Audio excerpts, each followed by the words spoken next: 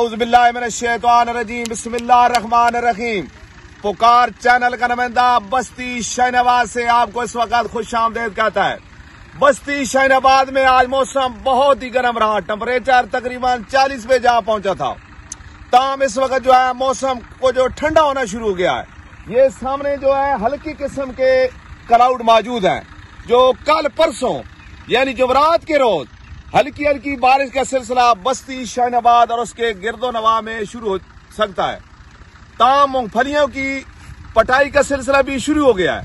ये मोहम्मद इकबाल और उसकी काबीना जो है मुजफ्फरगढ़ से इनका ताल्लुक है, बहुत अच्छा काम करते हैं।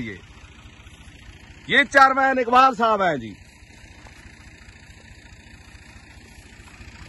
कैमरामैन जैनुल आबिदीन साहब इस वक्त आपको मशीन और ये जो इकबाल साहब काम कर रहे हैं उसके नजारे दिखाएंगे।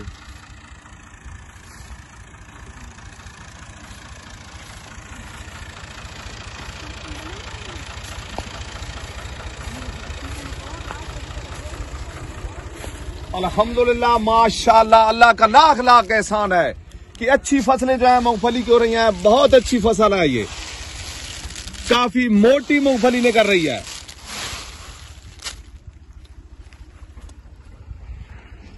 ये सामने मूंगफली की तूड़ी है जो अरब ममालिकों में पाकिस्तान की तरफ से भेजी जाती है।